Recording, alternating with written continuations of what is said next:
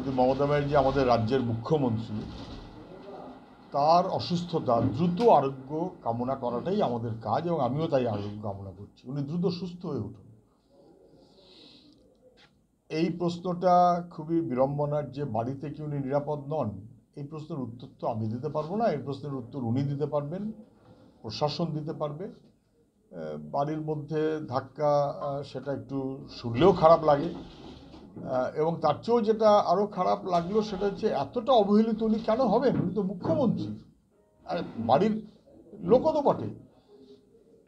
পড়ে গেলেন, ফেটে গেল, রক্ত বেরোলো, সেই রক্তটাকে মুছিয়ে দিতে পারলো না।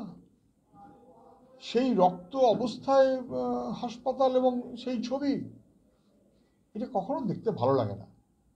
ট্রেনে পথে ঘাটে লোকে নানান চর্চা করছে যে পা ভাঙলো, কি তারপরে হাঁটুতে একবার গন্ডগোল হলো, কি একবার মাথা ফাটলো বা কপাল ফাটলো, মাথা তো না, কপাল ফাটলো। আমার শুধু একটাই মনে হয় যে অনেক বেশি সতর্কতা ওনার নেওয়া উচিত, বিশেষ করে নির্বাচনের সময় যথাযথ সতর্কতা না নিলে মানুষের বিড়ম্বনা তাতে বাড়ে। আমি এটা নিয়ে গেস করব না।